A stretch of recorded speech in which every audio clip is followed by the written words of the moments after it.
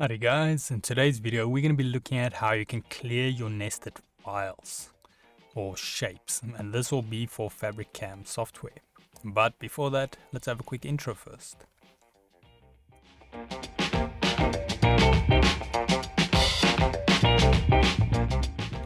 So today's video can be found on softwaretraining.co.za.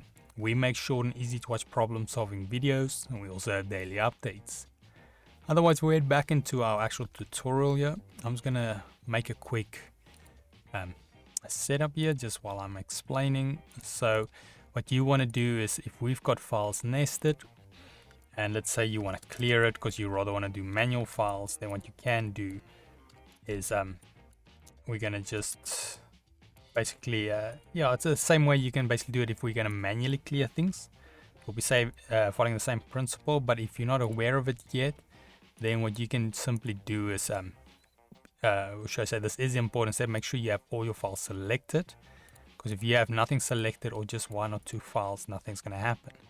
Because if you want to add manual files, let's just add some parts here, go to, add exactly the same part, but let's say you want to manually lay them out the way you want. So I think this was 500 by 600, 300, 300. We add, and then make sure manual quantity, we set this one to 6 and we say add. Now if we go to this manual part and click add, you'll see we actually cannot get it onto this canvas. So if you want to do manual placements, that will unfortunately not be possible. So then what you want to do is make sure you select all of your things. Just simply click and drag a selection box over them. It doesn't have to go over everything, it's just at least touch everything that you want gone. And then what we do is we simply click here, delete parts, then you will see it will remove it from there. Now if we go add part, we can manually place these ones the way we like it, set their rotation and so forth. Now there is something to keep in mind. I'm just going to delete this part quick. If we go back to nesting, and you might think you can simply just select this part and say delete row part.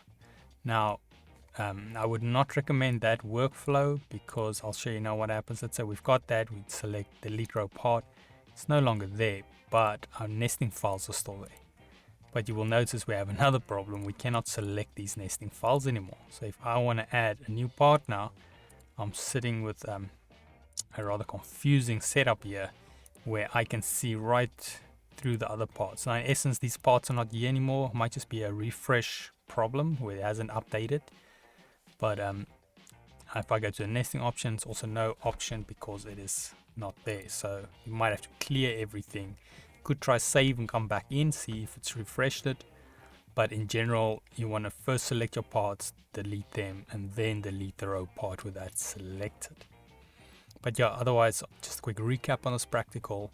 So if you want to remove your nested parts, make sure you select them first, click delete part, and then you can manually add or re-nest if you wanted to. But in general, if you're going to re-nest, you don't need to worry about removing parts because it will automatically remove everything for you.